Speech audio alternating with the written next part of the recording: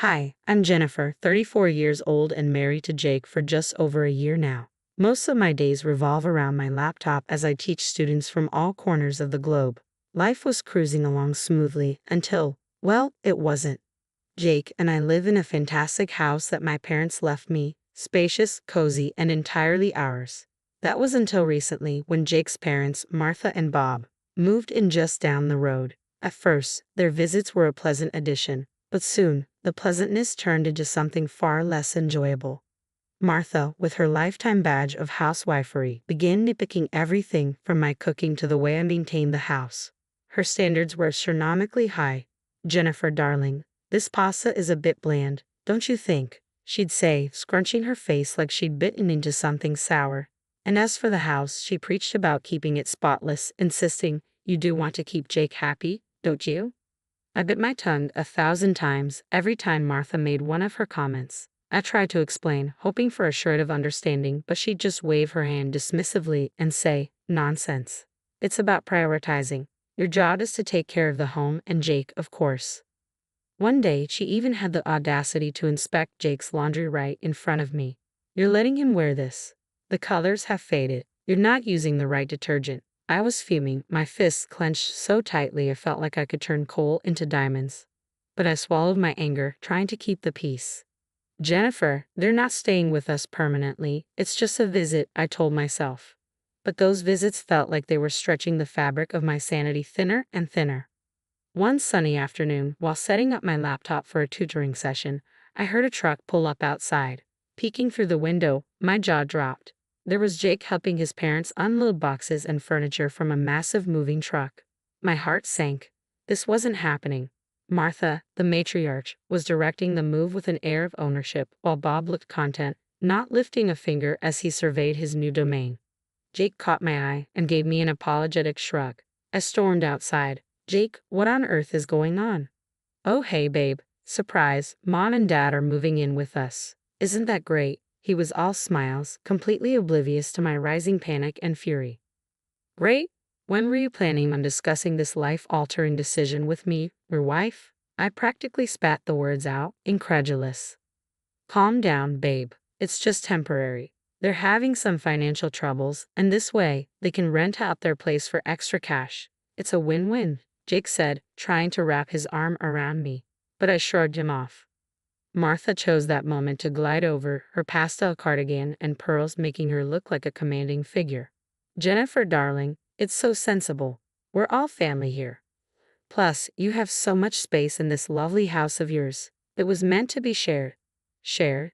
This house was my sanctuary, a gift from my parents who were no longer with us. It wasn't just some communal flop house. I tried to keep my composure, but my voice betrayed me. "Martha, with all due respect, this is my house. Don't you think this is something that should have been discussed?"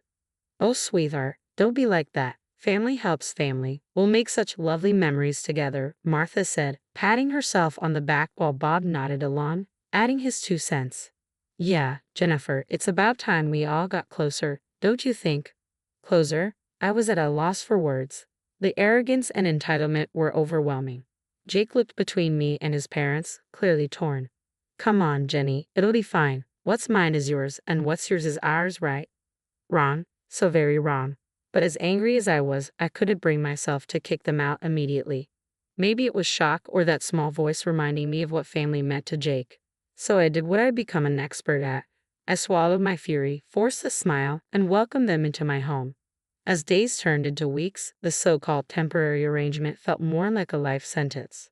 Martha and Bob had made themselves completely at home, critiquing my cooking, commenting on my cleaning habits, and generally making my life a living nightmare. Meanwhile, Jake was either at work or playing the role of the oblivious husband. Each day, from the moment I woke up to the second I collapsed into bed, was a marathon of juggling work and the relentless demands of my new housemates. One morning, as I was preparing for an important tutoring session, Martha barged into my makeshift office, a deep frown already etched on her face. "Jennifer, this place is a pigsty. When was the last time you dusted? And those cups from yesterday are still in the sink."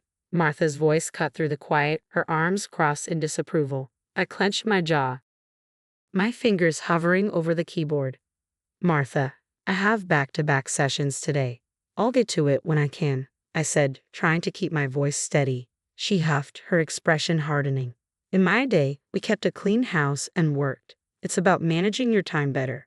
Managing my time better? I wanted to scream, but instead, I bit my tongue and forced myself to focus on the screen, though it was hard to see through the red haze of my anger.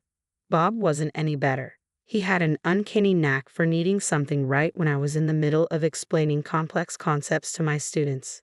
Jennifer, where's lunch? I'm starving, he bellowed from the living room, completely ignoring the do not disturb sign on my door.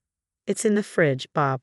Just warm it up, I replied, my voice strained with the effort to stay polite. What do I look like, a chef? Can't you take a break and fix something yourself? He retorted, his voice booming through the thin walls. Jake, bless him, tried to be the peacemaker, but his efforts often felt like they just added to my frustration. Jenny, can't you just drop it for today? Let's have a quiet dinner, he'd suggest, attempting to smooth over the latest flare-up. Drop it as if I was the one causing all the drama over lunch and dust bunnies. The pinnacle of this daily grind came one evening when I was trying to wrap up my sessions for the day. Martha chose that moment to lecture me on the importance of a tidy home. Jennifer, a cluttered house is a sign of a cluttered mind. Maybe if you tidied up more, you'd be less stressed. Less stressed? I almost laughed at the absurdity. Instead, I stood up and faced her directly.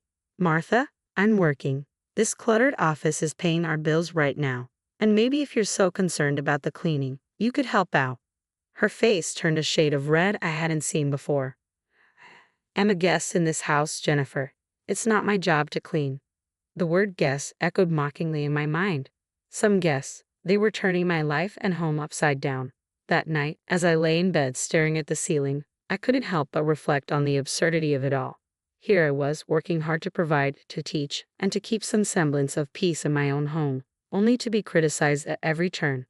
Jake's soft snoring next to me was the only sound in the dark room. I turned to look at him, wondering how we ended up here. How did we go from newlyweds excited about our future to barely speaking because his parents were driving a wedge between us? 3 months into what felt like the world's longest invasion of privacy, Jake came home early one day, looking as if he had just lost a fight with a bear. Jenny, he began, his voice heavy with fatigue. I got fired, Jake blurted out as soon as he walked in, not even waiting to sit down. His parents were probably out, wreaking havoc somewhere else, and he made me promise not to tell them. Just what I needed. Now the burden was entirely on me. My online tutoring gigs were no longer just a way to keep busy or fund a few extras. They were a lifeline. I threw myself into work, stretching my days as thin as possible. Before long, I wasn't just tutoring. I was running my own online school. A small part of me buzzed with pride, but I kept it to myself. No need to add more fuel to the already blazing inferno of our household dynamics. Money was tighter than a jar sealed for a century. Every penny had to be squeezed until it pleaded for mercy before being spent. Eventually, I had to confront Martha and Bob. Look, I know this is awkward, but I need help with the bills. Maybe you could cover half the rent, I asked, trying to keep my voice steady. Their reaction was as if I'd suggested they fly to the moon. What do you mean? Jake's got it covered. He makes plenty, Bob scoffed, waving off my request as if it were a bad smell. Yeah, about that, I began, but Jake's pleading look stopped me. He wasn't ready for them to know the truth. Later, he pulled me aside, whispering, just a little longer, Jenny. I'll find something soon, I promise. Promise is right. Meanwhile, I was juggling teaching, cooking, cleaning, and playing referee, all while trying to smile through gritted teeth. Martha and Bob seemed to have turned complaining into an Olympic sport, barging into my office during my tutoring sessions as if I were hosting afternoon tea rather than running a business. Jennifer, this is unacceptable. You're always locked away in here. Why are you going to make time for us? Martha demanded one day, standing in the doorway with her arms crossed while I was in the middle of explaining algebra to a 15-year-old. Martha, I'm working. Can this wait? I hissed, trying to keep my voice down. No, it can't. We're family and you're neglecting us, she shot back, oblivious to the fact that I was trying to make ends meet. Bob wasn't any better. When's dinner? We're starving, and you're just sitting around, he grumbled on another occasion, completely ignoring the stack of papers and open textbooks around me. Sitting around, really, Bob? I snapped, frustration bubbling up despite my best efforts to stay composed. I'm teaching right now, and dinner is whenever you make it. I snapped, my patience fraying like an old rope. Jake was always apologetic, constantly whispering, "Thanks for holding us together, Jenny. It'll get better." But better felt like a distant dream, one we were never getting closer to. As days turned into weeks, I wondered how much longer I could keep this up. One evening, as we sat down for dinner, Martha pulled out a glossy travel brochure, her eyes sparkling. "Look at this, dear," she said, sliding the booklet across the table to me. "We're thinking of a little getaway. A vacation. What do you think? A scarf or a shell as a souvenir?" Before I could even process the absurdity of her question, she dropped another bomb. "Darling, if you could spare $2,000 for us, that would be just peachy. Just for some pocket money, you know." I stared at her, dumbfounded. My fork clattered onto my plate, my appetite completely vanished. "Spare $2,000? I echoed, incredulous. "For a vacation?" Bob nodded as if this was the most reasonable request in the world. "Yeah, for the little extras. We wouldn't want to miss out on the fun stuff." The room spun. This was beyond outrageous. It felt like they were living in a fantasy world where money grew on trees and I was their gardener. I couldn't hold back any longer. "How long do you plan to live at my expense?" I demanded, my voice rising. "You don't pay for anything. No rent, no groceries, and now you want me to fund your vacations too." Martha and Bob exchanged glances, clearly taken aback by my outburst. "Well, we thought Jake was handling all that," Bob said, trying to sound innocent. I turned to Jake, my eyes blazing. "And what about you? Do you think this is okay?" Jake squirmed in his seat, mumbling something incoherent. "Not only that," I continued, steamrolling ahead, "you barge into my office, interrupt my work, and have zero respect for my personal space. I've had it." There was a tense silence. Finally, Jake, his face a mask of frustration, spoke up. "Why are you talking to my parents like that? They're just trying to enjoy life." "Enjoy life on my hard-earned money?" I snapped back. I shot back, disbelief lacing my words. That's when Martha, ever the dramatist, began her performance. Tears welled up in her eyes as she wailed about my ingratitude. "After all we've done for you, we even told Jake he should divorce you despite everything." The word divorce sliced through the tension like a knife. I turned to Jake, my heart pounding in my throat. "Is that true?" Jake's face went from red to white, a guilty look flashing in his eyes before he averted his gaze. Seizing the moment, Martha clutched at her chest and gasped dramatically. "My pills are upstairs, please." Concern washed over me despite my anger. I stood up abruptly, the need to ensure she was okay momentarily overshadowing my fury. "Fine, I'll get your medicine," I said, leaving the dining room in a daze. My mind raced with accusations, deceit, and now this talk of divorce. My world seemed to be unraveling thread by thread, leaving me to pick up the pieces. I had barely reached the top of the stairs when I realized I didn't even know which medicine Martha needed. Turning back, I was unprepared for what I overheard. Jake's voice, usually warm and familiar, was barely a whisper, yet every word struck like a hammer. "Mom, you nearly blew it tonight. We need to get her to sell the house first. Talking about divorce now will just spook her." My heart stopped. Divorce. Sell my house. The pieces clicked together in a jarring mosaic of betrayal. Martha's voice hissed in response. I know, but keeping up this charade is exhausting. She's not as clueless as you think." Jake's voice was insistent, almost desperate. "Just stick to the plan. Make things hard for her, unbearable even. She'll cave and sell the house to get away from me, and then we can do whatever we want. But not before. If she divorces me now, I get nothing from the sale." The coldness in his voice, the calculated manipulation, it was all laid bare. My knees felt weak, my heart shattered. This was their plan. My husband and his parents plotting against me in my own home. Jake continued, oblivious to my silent presence. "We'll be set once this is done. Sell the old place too, and we can finally get something better. Just lay off the big purchases for now. Don't draw any attention." I stood there, frozen, a statue of disbelief and hurt. They were supposed to be my family. How could they do this? At the dining room door, I paused, gathering my composure. The mask of ignorance was now my best defense. When I walked back in, I found Martha clutching her chest, her distress as convincing as ever. "Oh dear, I forgot to ask which medicine you needed," I said, my voice steady despite the turmoil inside. Martha quickly shifted her act. "It's all right, dear. I just need a moment." It's the excitement of the evening, you know. Jake glanced at me, something flickering in his eyes. Was it guilt or fear? I couldn't tell. Everything okay, Jenny? He asked. I met his gaze, a hollow laugh echoing inside me. Fine. Just tired, I guess. It's been a long day. As we finished dinner in silence, my mind raced. They didn't know I knew their plans, and I intended to keep it that way. For now, I would play the part, bide my time, and plan my next move carefully. They wanted a game. They'd get one, but on my terms. The next morning, I didn't waste any time. I canceled my classes feeling a mix of nerves and determination. Today wasn't about teaching, it was about reclaiming my life. My first stop was the lawyer's office. I laid everything out, the deception, the manipulation, their plans against me.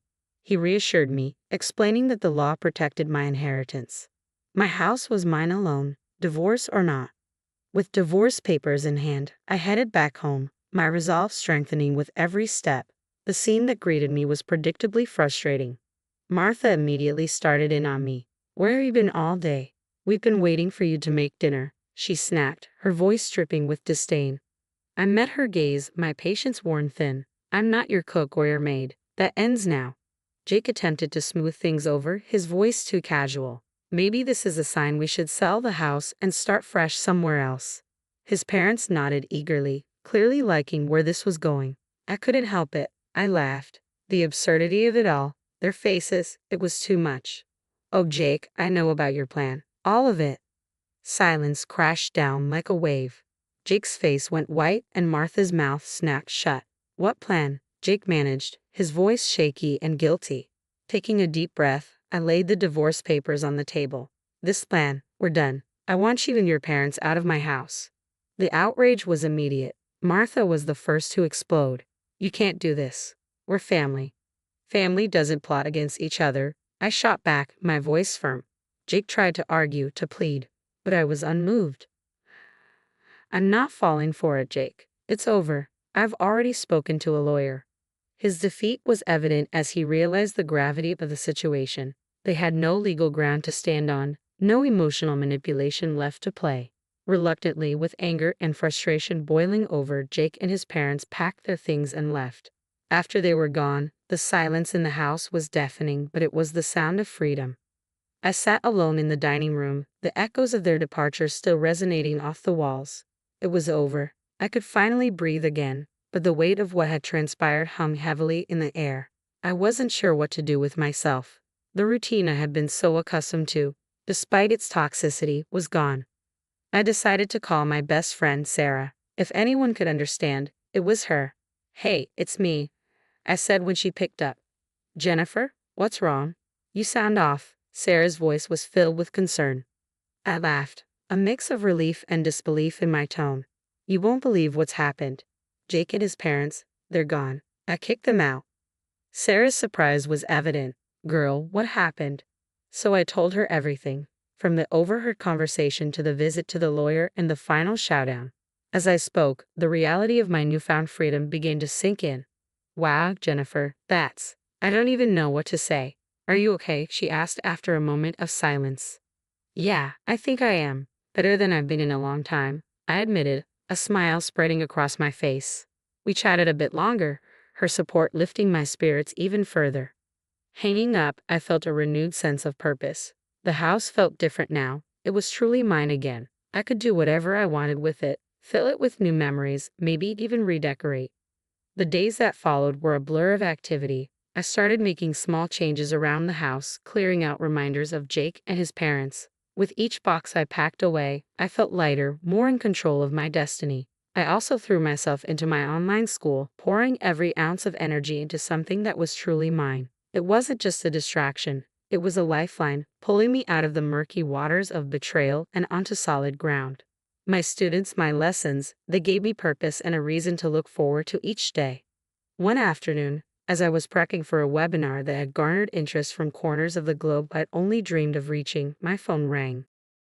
The screen flashed Martha's name, a name I hadn't seen or thought about in what felt like a lifetime. Curiosity overcame me, and I answered, bracing myself for whatever came next.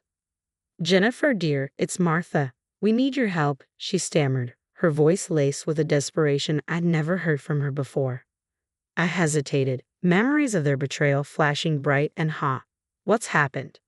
Our house, the one we rented out, it's gone. It burned down because of some electrical fault and, well, the insurance, she trailed off, the weight of her omission hanging between us. And you didn't pay the insurance on time, so now you're left with nothing. I finished for her, not without a trace of cold satisfaction. Yes, exactly. We were wondering, hoping really, that maybe we could stay with you just for a little while, she pressed, each word more desperate than the last. The audacity of her request left me speechless for a moment. After everything, they still saw me as a safety net, their backup plan. I found my voice steadier and colder than I intended. No, Martha, that's not possible. You're strangers to me now. Later, through the grapevine of mutual acquaintances, I learned about Jake's new reality. He'd taken a job far below the expectations and lifestyle he once held dear, just to scrape together enough for a roof over their heads and the basics. Part of me wanted to take satisfaction in his fall from grace, but another, deeper part of me just felt tired of the anger, the resentment. It was time to truly move on.